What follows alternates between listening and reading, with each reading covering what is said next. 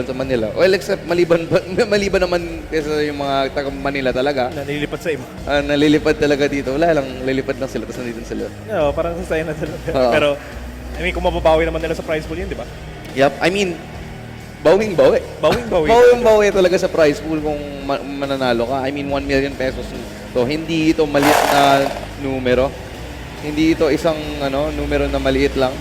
Because when we talk about 1 million pesos, sobrang dami mong magagawa with 1 million pesos. And we're actually going to be jumping straight into the draft of game number 1 in this best of 3 semifinals between Rumble Royale and Northern Kings. Looking at the bans though, Cho, Grok, Kimmy being banned by the side of Northern Kings. Yeah, can't really say much a lot about this draft just yet because medyo standard yung ban natin. All we know so far is that they are trying to remove early game presence. So the fact that natanggal na yung Grok, natanggal na yung Kimmy, means that the early invade is definitely going to be a little bit, less likely, less possible, as you know.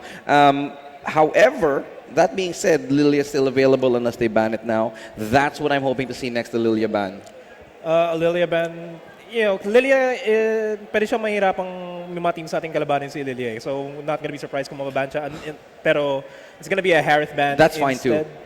But we're going back to our faces now. Let's talk about Lilia a little bit. So, the thing with Lilia is that if you are a team who is sort of new, you don't necessarily know how you can play against her. Kasi if you're playing against the Lilia, kailangan sobrang coordinated mo in order to take her down because of the black shoes, because of the fact that she has sustainability and the amount of damage that she can burst.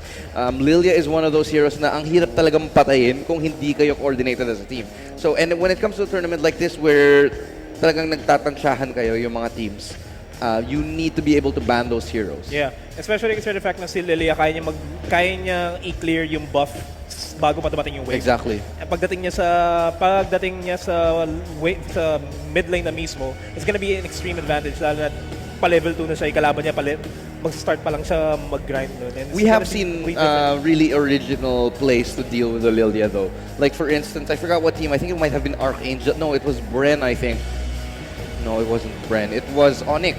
Linabas nila ang Rafaela against the Lilia, and within the first few seconds, because of the Rafaela speed boost, dumiretso sila sa buff, using actually Lilia's burst onto those buffs against her. Parang, you turned it around in your favor because of the fact that you clear it so fast. And you're alone, you can solo that buff alone, you can actually use it against other teams. So that's one way to deal with it. But let's go back into the draft now. The banning, surprisingly enough, no one has actually picked Lilia. We do have an X-Borg, a Kufra, a Carry. We also actually have the Akai and the Esmeralda available. So let's talk about that. I love the Kufra and X-Borg lineup. That is a really, really strong combination. But on the other side, you have that Terizla as well. Yeah, penalty zones, straight into a falling star mode. And maybe even a Hurricane Dance. Maybe even a Hurricane Dance, especially if they're in the jungle area. So kasi right now yung Northern Kings, meron silang jungle presence dito with the fact na yung AoE na meron si Esmeralda, saka si Akai, saka si Trelza, sobrang covered niya yung avenue na pwede pasukan ng mga teams. Pero at the same time, si Kufra may pangontra dun.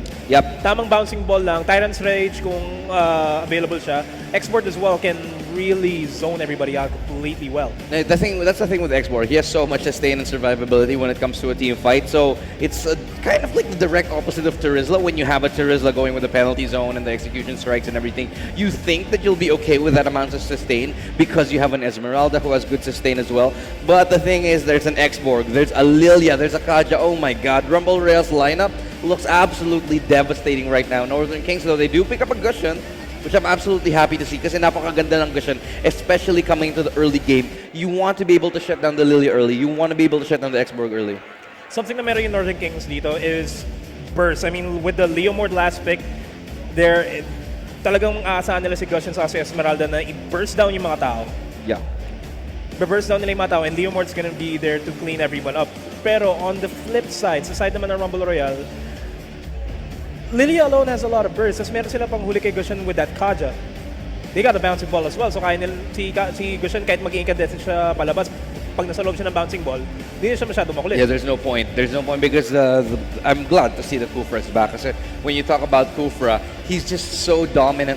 The amount of presence, the amount of dominance that Kufra can bring to a map napakalakas niya kasi you can cancel so many spells, whether it's the chase fate of Aldos, whether it's there's just a billion skills that you can cancel out, whether it's the Phantom Steed of Leomord. You can actually make life so difficult with that bouncing ball na parang actually madaya siya eh. Kasi para siyang SS na hindi. Alam mo yun? Mas dapat yung pa yung naging ultimate niya kaysa dun sa Tyrant's Revenge. Well, I don't know. Kasi, for me kasi sobrang lakas din ng Tyrant's Revenge kasi yung Tyrant's Revenge, ma-reposition mo yung kalaban. Tsaka in combination of that, on top of the bouncing ball and the Tyrant's Rage, it's just so powerful a combination.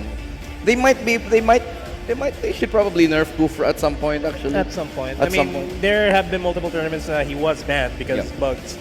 But right now he's available and I'm looking forward to see how they're going to be able to implement the Kufra. Pero okay, the thing with the Kufra is one thing I love about Kufra is napaka-mobile niyang hero. Actually for a tank, sobrang mobile niya. So the beauty of Kufra, and for me, I've said this so many times before, if you have Kufra, tapos meron kang sprint, sobrang ganda niya kasi pwede kang makapag-engage. Kasi may leap ka eh, may gap closer ka. Pwede kang makapag-engage and then disengage na parang halos walang problema eh. You sprint out, if you mess up your engagement, pwede kang bumalik, pwede kang pumasok ulit, and it's so easy to just dive straight in. On top of that, if you have an X-Borg to follow it up with his ultimate, with his SS, sobrang lakas ng damage potential niyo doon. And on top of the fact that that's just two heroes that's just two heroes that can potentially burst you down. Off-lane at saka tank pa lang yun. Yeah, hindi pa natin kino-consider si Carry, hindi pa natin kino-consider si Kaja na pwedeng bigla na lang sumipot tsaka humila no? Tamang divine judgment na talaga. Pero I'm gonna ask you before we start game number 1, ano yung predictions mo going to this? For me, ang ganda talaga ng lineup ng Rumble dito. Meron silang Lilia. I don't think there's enough of a response to get the Lilia. I like that they actually last pick Lilia, and that's a very big question mark for me na hindi nila binan yung Northern Kings. Pero ito na tayo, pasok na tayo sa first game of the series. It's gonna be Rumble Royale versus Northern Kings here at the Thunder Esports Tour here in Manila, SM North EDSA. Cyberzone, and of course, let us introduce our teams here real quick. On the side of Rumble Royale, we got Beerus. Hello, Beerus. On that X-Borg, DK Rai on that Kufra, Unseen on that Carry, Lue on that Kaja, and Des on that Lilia. SMIJ, Smichi, I think, and Kinkin is going to be on the Esmeralda. Isaiah is going to be sitting at that Gushan. Dark DG on the Leomord, and Nell on that Trisla. Pero si Beerus nandito. Papasok ba kaya si Goku dito? Nandyan ba kaya siya? Pwede naman. Pero it's gonna be a standard gameplay dito sa top lane natin. It's gonna be an X-Borg and an Esmeralda just laning it up. May advantage lang si Esmeralda dito kasi magkakaroon siya ng tulong kay Akai to clean things up. Yep, and that's easy lane here as they now start to go onto the Crab. Alam naman natin, napaka-importante na resource ng Crab na to. Pero pumasok si SMY. They actually does get it. Nanakaw niya. They might get a kill on. Oh, that's a nice knock-up, and the first blood going to Ree. And Esmeralda's going to be forced to back off here. This is going to be an easy farm over to the top side. Meanwhile, over at the bottom side of things, we do have an aggressive Gushin here trying to get a kill onto Carry, or at least to dwindle down the HP, pero wala magaganap. Inaano niya kasi, he's trying to mirror it out. Gusto mo kasi, kung nakapag-kill ka sa top lane, gusto mong bawian yung bottom lane, 1-for-1. But that didn't happen, especially with the Gushin. Masyadong maaga para sa power spike ng Gushin dito. Hindi pa masyadong masakit yung Shadow Blade Slaughter niya. Wala pa siyang incandescence nun I think. He just hits level 4 now. And the fact that you try to get that so earlier on actually hinders you more than it helps kasi hindi ka nakakapag-farm. Speaking of farming here, that's going to be an important thing na kailangan gawin ni Carry dito. Because late game is going to be the thing here, but Des is kind of in a bad spot, and Nell's going to be able to secure the kill. He's going to try to go for a follow-up onto Rai, but they're going to be falling off, and that's going to be another objective. Yeah, that should be a turtle in response. So napaka-delay na makukuha yung turtle dito. Tignan mo naman, napaka-bilis ang makuha niyang turtle in the bottom lane right now. They're actually pressuring this as Lu forced to fall back against this Carry. Hindi niya pwedeng just initiate retreat. Sorry, magka-teammate pala sila. But he actually has to zone it out. He pushes all the way ahead para mas mabilis niya maklear yung wave. Ngayon pa lang makakabalik si Leomord sa lane niya, which means that the tower takes a little bit of damage but not too much. This is speaking sa pinag-usapan na kanina in terms of farming. Ganun yung kailangan gawin ni Unseen dito on that Carry. Kasi Carry needs to go online as soon as 7 minutes dapat may Demon Hunter na siya going into a Golden Staff. Mas better kung pareho nakuha niya before 7 minutes. Pero as soon as we hit the 10-minute mark, doon magbabago yung sistema kasi lahat ng tao iiyak na kay carry dapat. Oo. I mean, you never want to see the carry get too late game. Kasi pagdating na ng late game, sobrang sakit na ng carry. Kahit, you know what they say, di ba? Walang maunat sa carry, di ba? Kaya, iiwasan talaga nila na mapunta sa position na yun. But in the bottom lane, let's take a look. Luke actually does get slowed up here. Nandito na tatlong members ng Rumble Royale. They do get the crab coin, pero pupuntahan na yata nila si Lilia dito. Yeah, that's going to be a big clash here. Bouncing balls are going to be committed there over in the river. Smidge kind of in a bad spot there. Ooh. Isaiah's going to go dive in. The Shadow Blaze Saunter is going to be awarded, and a penalty zone is going to be committed as well. That's going to be one down on the side of Northern Kings, and that's going to be another one. That's a 1 for 3 trade so far here over the river, and I think they're going to be securing this kill onto Nell unless Kin is going to be there to stop that from happening. It's now a 2 for 4 trade.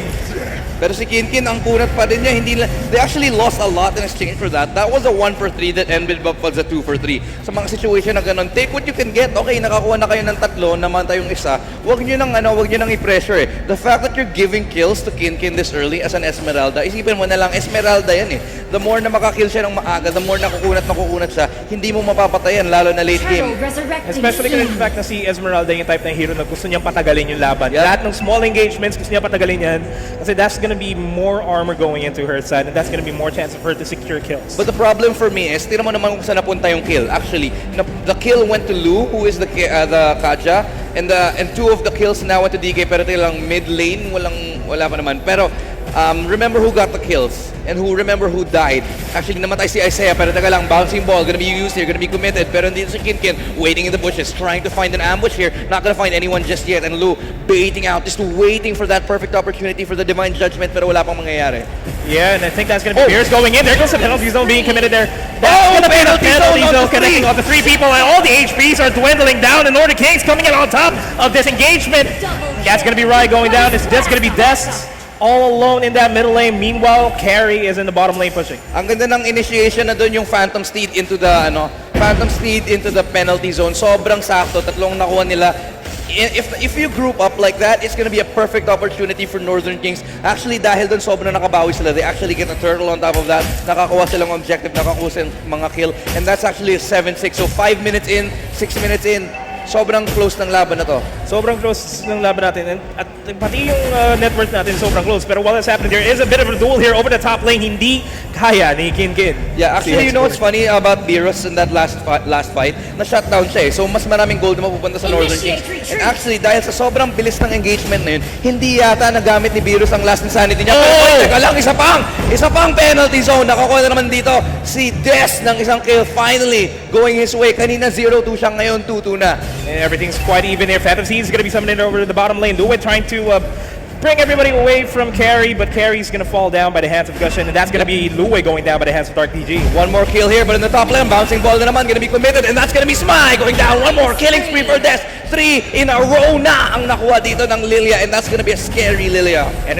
that was a 3 for 3 trade, pero what's going to happen here is Rumble Royale is going to be able to secure an objective, so that puts them in the lead in that engagement alone. Yeah, pero ito yung pinakamalaking problema na nakikita ko. Pero teka lang, ito na, nice knock-up riff from Rai, pero he gets the shutdown anyway. Isaiah now in a 1v2, somehow comes up on the top. Can he still do any more damage? No, gonna turn around because he does have the turtle. Doesn't want to waste it. Okay na sa kanya yun.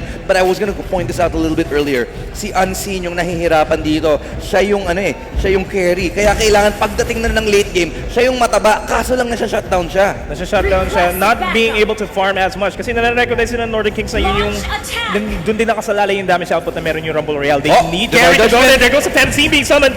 And that is going to be Luwe half HP. Penalty zone is going to be committed. Hurricane Dance is going to be committed onto Carry, but Carry's going to be able to phantom step away from there, and she is going to go down. That was a 4v2. Ito ang sinasabi natin. Nice opportunity right there coming from Lu. Ang ganda ng Divine Judgment. Oy, pero the knock-up and the Tyrant's Rage coming in, but it's a 1v3. Can he still survive? Cell Tank, he's going to get the Execution Strike. Going to dive in right now, but not going to be able to find any kills. Just going to hold on to that tower a little bit longer, but it's going to be a rotation play coming out around here for Northern Kings as they try to go and find a little bit more information. Actually going to find find his kill onto Rhino. It's not gonna happen. Bouncing ball's gonna save his life, but they're gonna fall back. It's gonna be Des. Gonna fall back as well. He's gonna do that chase though. Doesn't have a Hurricane Dance available, but he doesn't even need it because he's gonna be killed from Kinkin. Now it's that one in the back line. And there's the last Insanity coming up for the export here. Penalty zone. Gonna be following it up. That's gonna be everybody low. Ngayon si Kinkin naman. Kinkin versus the world at the moment. And Kinkin's gonna try his best to survive this fight, but that's not gonna be enough. Nobody survives a 1v4 that way.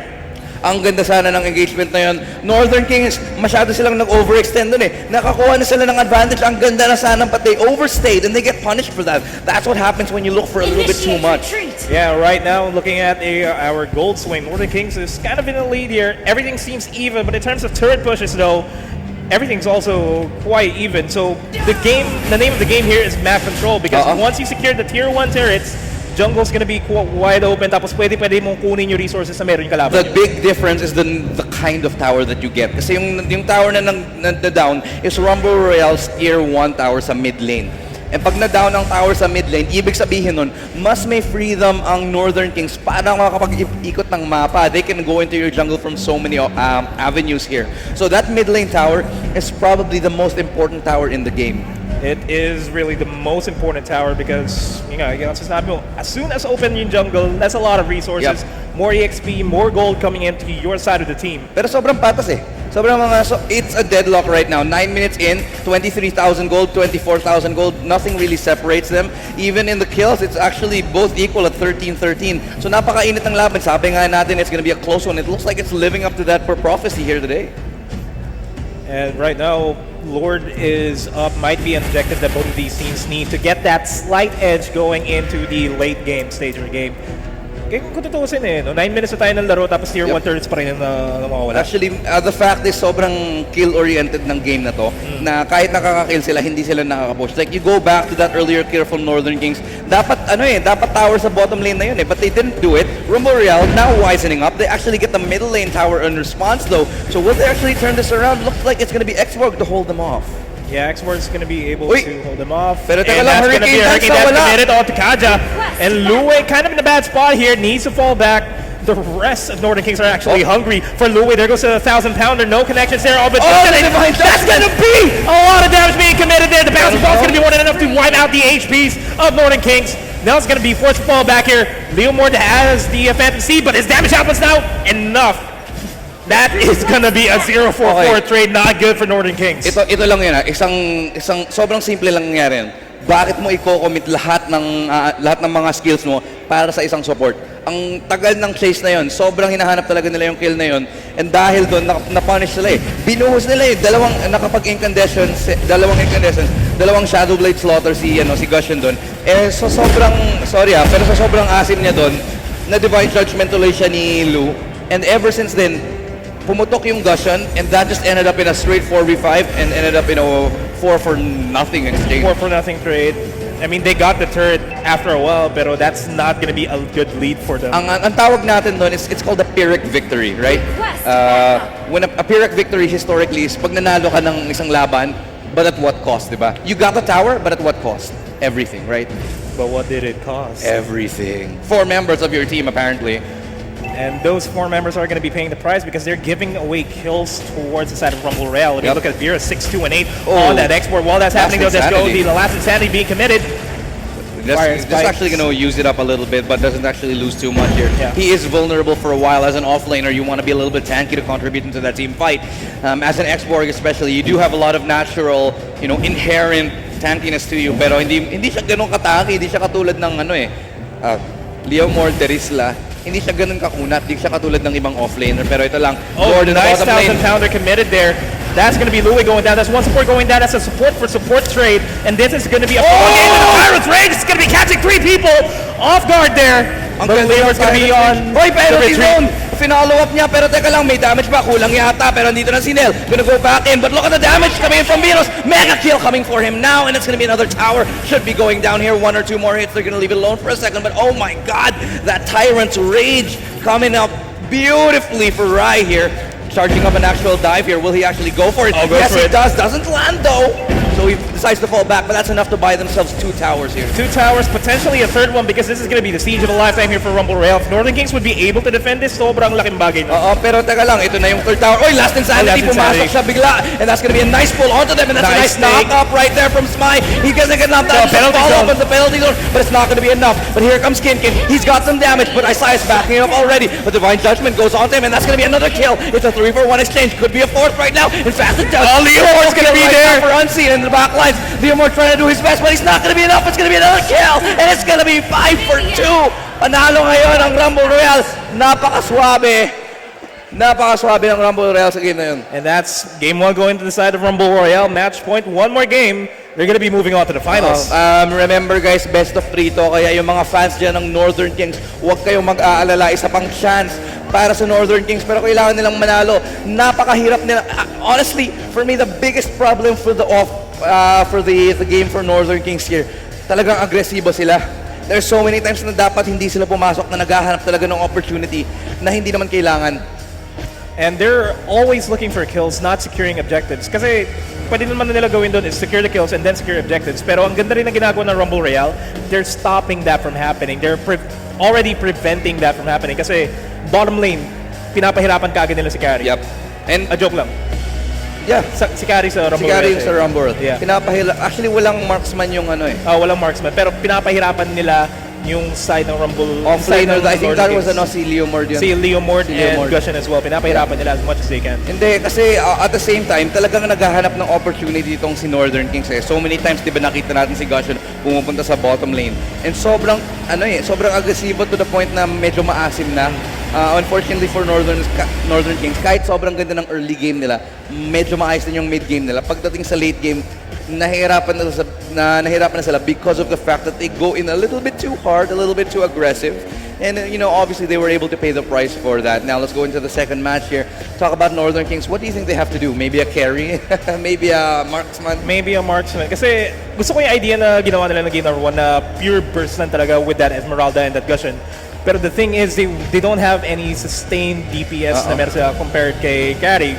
Nakita naman natin kanina si Carry. Well, meron yung Terisla, pero hindi siya super high-level DPS eh. Hindi pa rin siya high-level DPS. Kaya nga yung pwede nilang gawin doon is probably trade that one mage offer a marksman. Yeah, I'm not convinced about the Esmeralda Gushin eh. The thing is, okay naman yung Gushin, sure, sabihin natin. Yung Esmeralda, okay din. But you could have done so much more if you had somebody, I don't know, farming until the late game para may security kayo.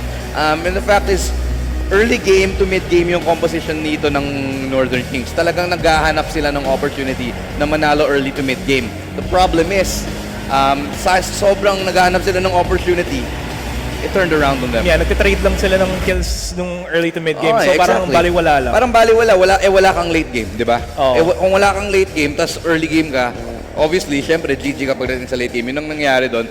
But let's go back to the highlights ngayon. Tignan natin exactly yung nangyari. But while we're talking about that, let's talk about exactly where we are. We are here in SM City, North EDSA dito sa Cyber Zone, dito sa The Annex. And we're here at the Esports Tour, Thunder Esports Tour, organized by MET Events. And the Thunder Esports Tour is actually a partnership between MET Events, Southeast Asia's largest esports organizer, and Thunder Super Soda, a caffeine-powered soda brought to you by the Coca-Cola Company. Thunder Super Soda, super sa sipa, super sa sarap. And this event is also brought to you by our silver sponsor, Acer Predator. Pero yeah, let's go back into the highlights here. The last game, Northern Kings, they're overcommitting their fights. Every single time. I think the adjustment na pwede nilang gawin dito is try to pick their fights wisely and try to get a well-rounded lineup. Yeah. Kung kagaya sa Rumble Royale. Kasi nung It's nakita not a bad idea, their lineup. To be honest, it was okay. It's a pretty good lineup. But the thing is, if you're trading blow for blow like that up until like the 10, 11, 12 minute, pagdating ng late game, sobrang mahirapan na kayo. Kasi remember, the carry was actually at the end getting triple kills. And that's exactly it. May timer yung Rumble Royale noon. Once na they hit 10 to 11 minute, the 11th minute mark, saka na sasama si Carry sa laban. Kasi alam niya makakasabay na siya and she's gonna be able to deal a lot of damage. Na hindi handa yung the Northern. Exactly, and Northern Carry sponsor. didn't exactly have the best start. Carry started off 0-2, 0-3. And by the time it came, and so did Lilia actually, yung mga pinaka-importanting member dito ng Rumble Royale. 0-2 sila, 0-3 sa pinaka-umpisa ng game. pero nakabawi pa rin sila. I mean, isipin mo yun, normally hindi na nakakabawi ng ganun kung napaka-shutdown 0-3, 0-2. Pero nakabawi sila because of the fact na sobrang agresibo, sobrang overcommitting ng side dito ng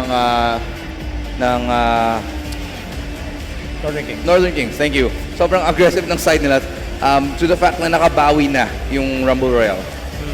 And yung pinaka-adjustment na talaga na pwede gawin dito is the draft. Yeah. Make a well-rounded draft. I mean, Claude's not a bad idea. Yeah. He's still pretty much in the meta. Sobrang lakas pa rin ng Claude. Sobrang lakas pa rin talaga. Saka may Granger din naman Maraming actually, may mga marksman naman available na viable You have the Claude, you have the Granger, you have the Kimmy.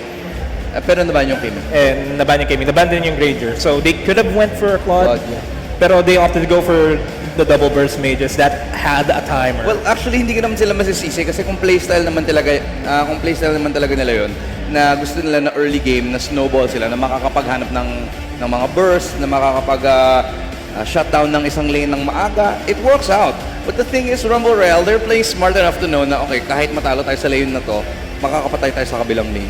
And that really removes any potential of a snowball from the side of Northern Kings. Pero ito naman, pasok na tayo sa second game of the series. Let's go straight into it as we go into the draft here. 1-0 na ang Rumble Royale in this best of 3. So there's one more chance here for Northern Kings to turn this into a game 3. Yeah, now Northern Kings is going to be banning out Export here. Don't want to give it to the hands of Rumble Royale this time around. Kimmy's going to be the first ban here for Rumble Royale. Yep. And I can't blame him. Kimmy is pretty solid.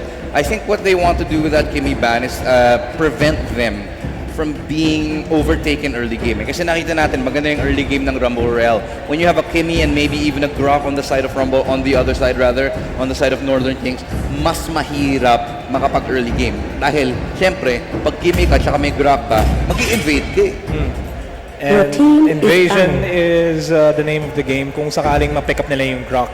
Kahit Grok lang yung ma-pick up nila Pero going into the second ban here, Terizla. Sa tingin ko yung Lilia i-ban nila. Sa tingin ko. Rumble Royale?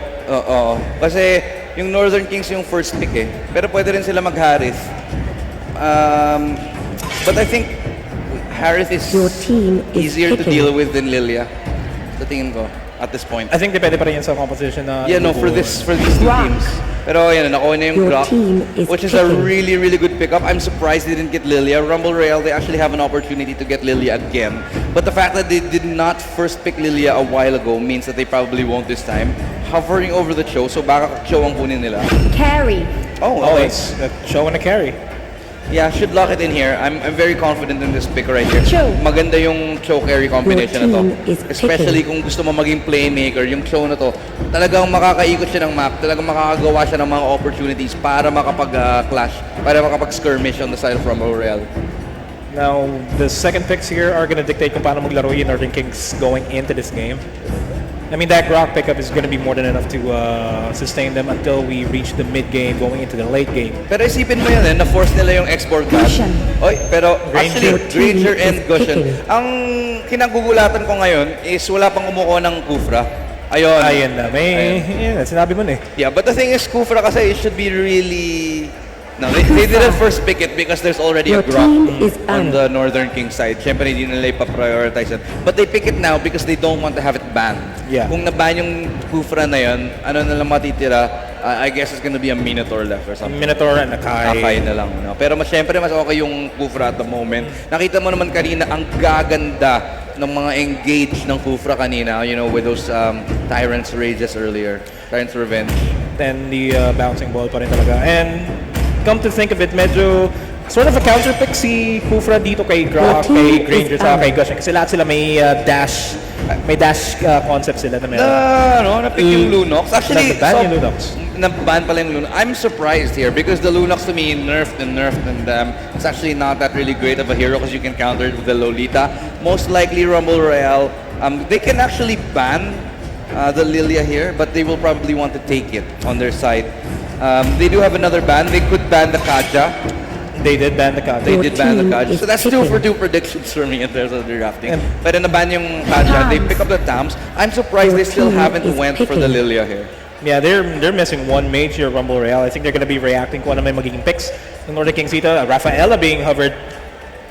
Actually, sayang kung hindi nila binan yung Tiris lang. Gandang combination. Pero Aurora pwede din. We've seen it be successful in the hands of Onyx PH, actually. So we never really know where that goes. But it's gonna be a Hayabusa and an Aurora. I'm not convinced of that pick, actually. It feels like they want to go for objectives here instead. Kasi alam naman natin si Hayabusa likes to go for objectives. Pero this Leomord being picked up might not be a bad idea. That's so much better. Kasi with the Hayabusa, sobrang limitado ka eh. Kung Hayabusa ka, makakapag-split push ka sure. Pero pagdating sa team fight, hindi ganun kaganda yung yung Hayabusa. Sure, may shadow kill ka. Pero at that point, hindi masyadong effective yung shadow kill pag limang katapat mo. The Leomord, however, is gonna be so good, especially with the Grok and the Aurora on that side. Pero sa kabila naman, Esmeralda gets picked up. And that might just add to the firepower that Rumble Royale has going into this game. Pero I'm liking how Northern Kings draft is looking this time around compared to game number 1. It's lahat to nasa execution na lang talaga nila. Paano nila ipo-pull off yung combos na meron sila dyan. Well, let's take a look for the predictions. Let's go, you first. I'm leaning towards Northern Kings. Ako, Rumble Royale ako para sa game na to kasi napakaganda ng draft nila.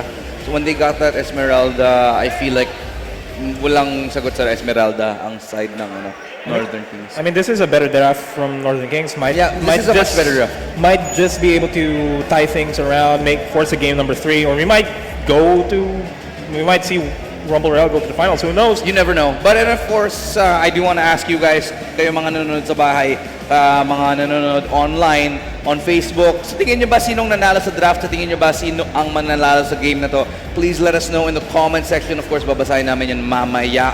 And meron din tayong mga prizes and mga premyo na ipamimigay mamaya on stream. Kaya dito lang kayo manood sa Thunder Esports Tour here in SM City North EDSA at the Annex Cyber Zone. And we're gonna go into game number 2 in this best of 3 series between Northern Kings and Rumble Royale. SM City North EDSA Cyber Zone, handa na ba kayo? Yeah, that's what I like to hear.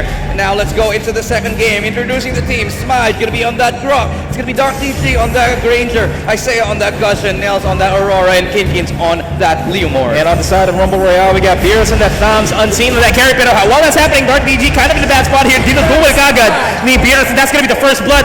Nels gonna try to go for a fight here. Beerus is actually winning the engagement, forcing the flicker out from Nel. Almost takes him out. At babalik sa introductions natin, DK Rai on that, Kufra, Lue on that Joe, and Des on that Esmeralda. Grabe si Beerus. Napakalaking problema nito though kasi as an offlaner, ang pinakakailangan mo ay levels. Kaya ka mag-offlane kasi ang pinaka-importanting resource mo dyan ay ang mga level mo. When you're forced back like Nel is at level 1, sobrang laking issue niyan. The fact that he had to go into his own jungle just to level 2, sobrang laking setback nun. So ang ganda ng play na ginawa ni Beerus doon, actually getting a kill onto the marksman of Dark DG. And malaking bagay din na yung tank nyo or yung support nyo may mask na pinipick up kasi that's gonna allow your carry na sinasama mo reach level 4 before everybody else does. And to help keep your carry alive, syempre ang kailangan mo dyan yung core mo talagang mabubuhay, be able to keep them alive. And pero teka lang, ito si Rai mukhang mahuli. Buhay pa siya, Hasprint, gonna get away right there. Pero napupitas siya dito ni Kinkin. Handa na siya. Pero tingnan natin, mukhang magre-retreat na ang side dito ng Rumble Royale. So 1-for-1 exchange na ngayon. It's a balanced game. It is a balanced game. Smart call for Rumble Royale to just back off because they don't want to overcommit. Parang ginagawa ng Northern Kings in game number 1, they're backing off. And speaking of backing off, they're not going to be backing off from this fight over at the top lane. Now they're backing off. Isaiah's going to go there. They go to Incandescence and the Shadow Blade Slaughters. Barbiel's going to be summoned. Rockets into the back line. Going to go for the Spinneroonie. Pero magbaback off din sila eventually. Ang next objective nila dito, kailangan nilang kunin ng turtle. Pero ang dami nilang na-burst. Pero teka lang, ito, Falling Star Moon, gonna be charged up. But that's gonna be a nice freeze onto Ryder, who has to fall back himself. Half HP on the turtle. Pero ngayon, mukhang mag-back na sila dahil ayaw nilang mahuli. Wala na silang mga spell, wala na silang mga cooldown. Kaya ngayon, aatras na sila. And I think they're gonna try to go for the reset here on the turtle. Potentially the steal, if possible. If anything, pwede gawin yun. This is death right here. But gonna be stolen by Kufra. Ang ganda ng steal na yon. Rai, beautiful retribution right there to actually get that turtle. Beautiful retribution indeed, and that is Gonna sort of even out our gold here, but while that's happening, there goes the top lane. No! Wave of Dragon's available. Kinkin's gonna be coming out. Sort out. Yung mga beautiful retribution, yung parang, kunwari, oy, pero Uling, Beerus actually fighting. He's still fighting. Counter Inferno, 1v3, mukhang makukuha pa niya, pero hindi! Kulang ang lifesteal, hindi sapat. Munti ka na niyang makuha si Dark DG, pero hindi mangyayari. Not today. Not today, indeed, and that's gonna be a 2-1 scoreline right now in the 3-minute mark, and they're gonna go for another kill. Oh, the Shy. That goes to ultimate connecting. Oh, to two people. Ryan kind of in a bad spot. Goes for the first kill. Not gonna be able to survive that, but Isaiah kind of in a bad spot here against Ness. Ness gets frozen. He's gonna get down to half HP because of the Shadow Blade slaughters. While that's happening over the top lane, that's gonna be a kill secured. Ang ganda na sana, ang ganda na ng Tyrant's Rage into the bouncing ball, tapos may knock-up pa, Tyrant's Revenge from DK Rai. Ang ganda na sana, pero hindi niya nakuha, still gets finished off. I think he actually had enough lifesteal, his passive skill to regen him a little bit and survive that, but it's not the case. But here we go, Lou, he's gonna give some problems here to Smai. Not gonna have too much of a problem because he got that ancestral gift na mangyayari dyan, hindi sila makaka-crowd control. Pero tatlo ngayon sa top lane, tingnan natin, may Falling Star Moon ba available? Mukhang hindi. That's gonna be the first turret going down onto the side of Rumble Royale. Opens up the top jungle, so pwede pa din na mag-invade yung Rumble Royale dito. While that's happening though, a bit of a siege. Oh! Goes for the wave, the dragon onto Isaiah. Isaiah kind of in a bad spot here. He's gonna be bursted down, pero mapa-frozen siya kaagad dito ng Aurora. Isaiah manages to survive that. Ang ganda ng knock-up dito, pero si Des mukhang mahuhuli. Hindi, may shield pa siya, and Kinkin is in a little bit of trouble himself. He goes down, that's a 1 for 0. No, nobody's gonna go down. That's actually 2 for Des right now. From 0 HP to 2 kills, mukhang nagawa niya ng paraan para mabawi ang nangyari doon. That's gonna be an objective being secured by Rumble Royale. 2 objectives and 2 kills. And that's not gonna be a bad trade at all. Beerus, nahihirapan siya dito kay Dark TG, but it doesn't matter kasi may sustain kasi na meron si Charles. Pero while that's happening, Luwe going in for a fight here. A 2v3 right now. Rumble Ray is gonna come out on top there. Cho's gonna be able to secure that. Smai J is gonna be staying here in the turret range just to Hindi niya ina-expect na ang bilis mag-rotate from the turtle. Should have expected it though. Pero ka lang, it's gonna be the sword spike, gonna land nicely onto Des. Not gonna continue it all because he's a chunky boy. So you're not gonna go onto that. It's not a burstable target. This is Esmeralda. And Des has no problem securing this mid lane turret. Once again, Rumble Royale's sobrang systematic nila sa pagkuha ng objectives. Yep. Get kills, get objectives, win the game. Ganun yung name of the game nila. And you know, earlier it was a little bit of a brawl. Now it's a little bit of a chess match here. Earlier it felt like teams were going both really aggressive, but nowadays, now in this game, medyo mas patient lang nakikita natin from Rumble Royale. Yeah, patience from Rumble Royale is really paying off. Kasi hindi sila ganun ka-aggressive kumpara nung game 1 ng Rumble Royale. This time around, they're playing a bit passive. They're reacting to what Northern Kings is doing. Oh. That's a good idea. And that's gonna be... Oh, hindi na miss! Not gonna be connected. Commits to bouncing ball though, and that's gonna be the falling star committed. And Nell's gonna go down. Rai's gonna be the trade for that. That is a core... Yeah. A support for a support trade. Unseen's gonna be blocked by that wall. My J and the rest of Northern Kings, they're not in a good spot here. This guy's gonna go down. Si Kinkin mo ang nahirapan na dito, gonna actually survive somehow for a little bit longer. But ang ganda ng mga ginagawa ng Aurora dito, kahit namamatay siya, kahit ini-engage sila, all she has to do is get that freeze off. Na-frozen na yung kalaban. And because of the fact na na-frozen yung Kufra sa ilalim ng tore, oy, pero teka lang, Jeet Kundo, nandito sa gitna ng tower. Si Lu, buhay pa ba? Hindi. Pero executed. Kaya ang gold hindi mapupunta sa kalaban. And that was a core and a turret trade for one Cho. And while that's happening dun sa bottom lane din natin, medyo nahirapan siya. Nakasecure pa ng kill yung Rumble Royale, I mean. Meanwhile, look at our score right now, ladies and gentlemen. 9 and 4. Nakikita nyo naman yung gold lead natin. Hindi natin pa rin sabihin yung gold lead nila. And another objective is going to be secured here on the side of Rumble Royale. So slowly but surely, nagsisnowball na. Yep, Northern Kings all the way from Cagayan de Oro. Pero ngayon, matatagal ba sila dito sa Manila or will they get eliminated by Rumble Royale here? It's going to be heartbreaking if they go home after all that progress here. They want to make sure they want to at least get to game number 3. I mean, to be completely fair, may win condition pa yung Northern Kings, which is to not give away easy kills. That's like that, because Brock is gonna go down. Unseen's gonna be carrying that kill. That's not being committed, and that is going to be a 1-for-1 trade here over the jungle area. Dark DG dropping dangerously low on HP, and Esmeralda is doing work. Yeah, 2-for-1 exchange there. Okay na sana, pero si Kinkin dito gets the push right there onto this, but not gonna be enough to find the kill right there. Still a chunky boy, and it's gonna be Isaiah looking for that short spot, just trying to get back into the match, but that's not gonna happen here, as the tower now goes down without a fight. They can rotate, they don't have any more Lord to go off of, but they do have one kill. Kung gusto nila mag-pressure dito sa top lane, pwede ba naman?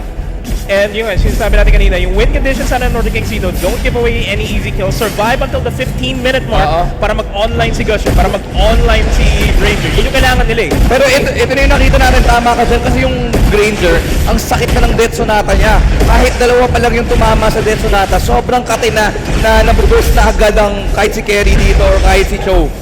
And Kinkin's, yung trabaho na lang ni Kinkin dun sa fight na yun, once na burst out ni Gushon sa ni Granger yun, he's just gonna police everything. No, magiging police na lang talaga yung trabaho ni Exactly. Leomord dun. But remember, meron pa ring unseen, meron pa ring carry sa side ng kabila, pero ito lang si Smite.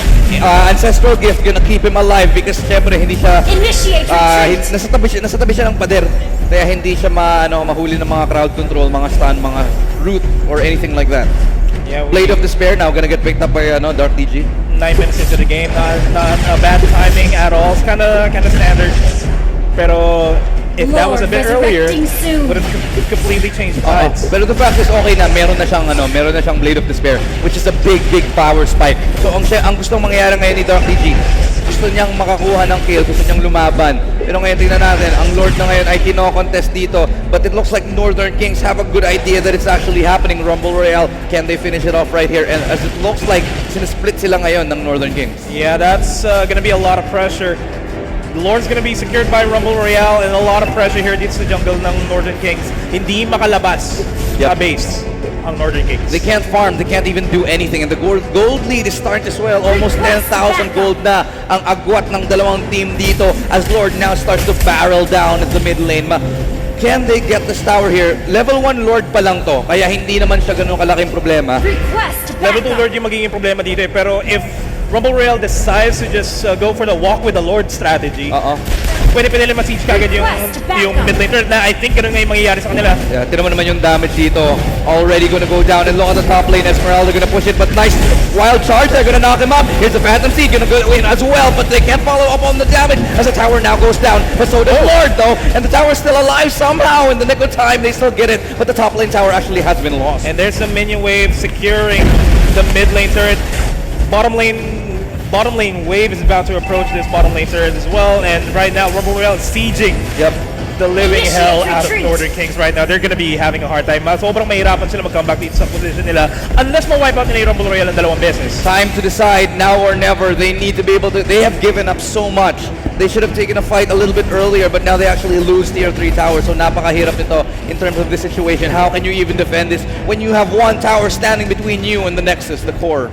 And super minion pa ang mga nagsasaman. So hindi siya basta-basta mawawala yung mga minion na yan. Hindi talaga mabasa-basa. If anything, yung kailangan gawin ng Northern Kings dito is to shove the lane forward para hindi masyadong ma-apply yung pressure. Kaso lang kita mo, ilang towers ba yung nakuha ng Northern King ngayon? Wala. So, ang hirap paano mo isa-shove ang lane kung meron pang 3 tower yung side dito ng Rumble Royale? Ang hirap i-push niyan. Ang hirap talagang i-push yan. May super minions pa dito yung sa kabila. Tapos yung problema pa dito sa side ng Northern Kings, hindi sila pwede mag-split push kasi they need all 5 members to be in a fight. Oo, pero yung, I guess may chance sila kasi din mo, Bloodlust stacks. Ngayon pa lang ni Granger makukuha ang Bloodlust stacks niya. Pero may Blade of Despair naman siya, kaya siguro okay lang naman. Pero yun natin, as now, the last tower stands. It's Helm's Deep here. And it's gonna be one more chance to survive for Northern Kings here in the Esports Tour, the Thunder Esports Tour. Naka-sacred statue pa yung bottom lane turret, baka matulog na naman. Makabak. Gushon Sacred Tower pa yun. Malay mo. Baka matulog. May psychological effect din Yan. Bigla niya pinalitan sa harapan niya, ito yung turret namin ngayon. Si Gushon talaga yung tore. Si Gushon talaga. Para may kunat naman siya ng konti. I mean, siya nga yung isa sa primary damage dealers ng Northern Kings, so talagang kailangan nakasalalay sa kanya yung buong team. And this is gonna be a siege by Rumble Royale. Medyo mahirapan sila. The minion wave is being dealt with quite easily, so nape-prevent nila yung turret from getting a lot of damage. Pero while that's happening, mid lane and top lane, yun yung mga nahihirapan sila i-clear. Kasi those are already super minions and Rumble Royale can easily go for a fight. Medyo questionable sa akin yung paggagamit ng Death Sonata. Ngayon, kung